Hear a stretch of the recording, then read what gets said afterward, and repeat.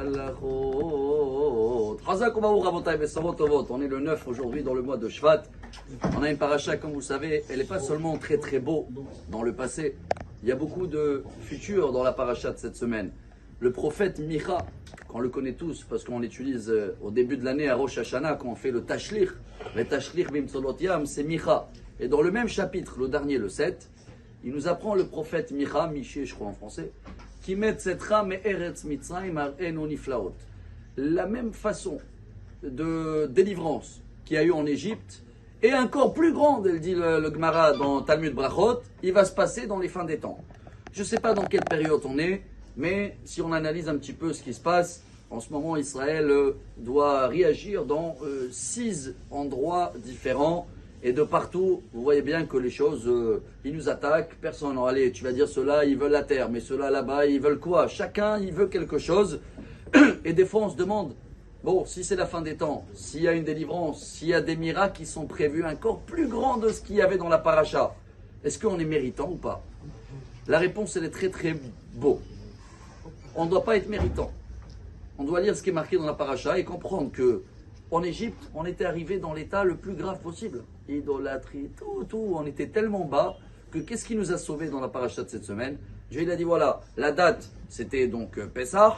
Vous allez prendre le mouton, vous allez se rassembler. Je trouve ça comme quelque chose de merveilleux. Regardez le premier devoir qu'ils ont eu le peuple juif. C'est quoi? D'abord il y a le calendrier. Donc Dieu il a dit à Moshe regarde, Rosh Chodesh c'est maintenant. Vous allez compter 1er Nissan. Et j'ai un premier devoir pour tout le peuple d'Israël.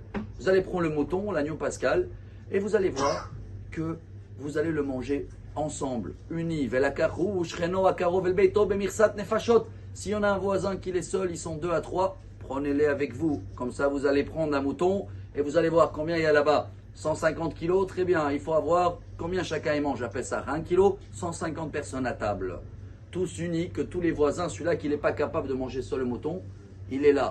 Donc le premier devoir qu'on a eu, c'est quoi? C'est le hardout. C'est que chacun y voit autour de lui, ses voisins, son entourage, et il les invite. C'est tout ce que Dieu nous demande. Ah, c'est vrai, il y a la coutume tunisienne, j'appelle ça. Dieu il a dit après que vous allez prendre le sang, vous allez prendre l'hysope, et vous allez asperger sur le linteau, et les 2 mezuzot, on les appelle en hébreu. Mezuzot, c'est les poteaux, hein. C'est ça une mezouza.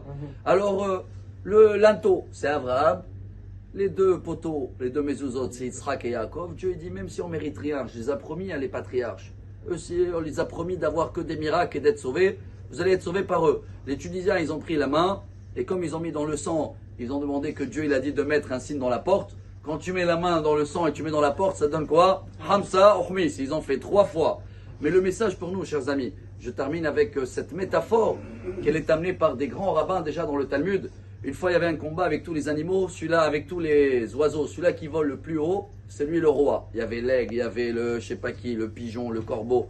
Et il y avait le petit pigeon, il s'est mis sur l'aigle. Tout le monde, ils ont fait le concours, l'aigle il est volé. Et dès qu'il est arrivé au maximum l'aigle, le petit pigeon, hop, il s'est relevé encore 2 mètres. Tout le monde, ils l'ont applaudi. Ils ont dit voilà le pigeon, c'est toi le roi. Comment c'est lui le roi? Mais il n'a rien fait comme effort. Le fait que les patriarches Avraham, Yitzhak et Yaakov, ils nous ont fait un travail déjà depuis 3300 ans, on est arrivé au top, même si on est des pigeons, voilà, on a ce mérite d'être un peu plus haut et d'avoir des grands miracles, encore plus grands de ce qu'il y avait en Égypte. Un très beau Shabbat et que des bonnes nouvelles.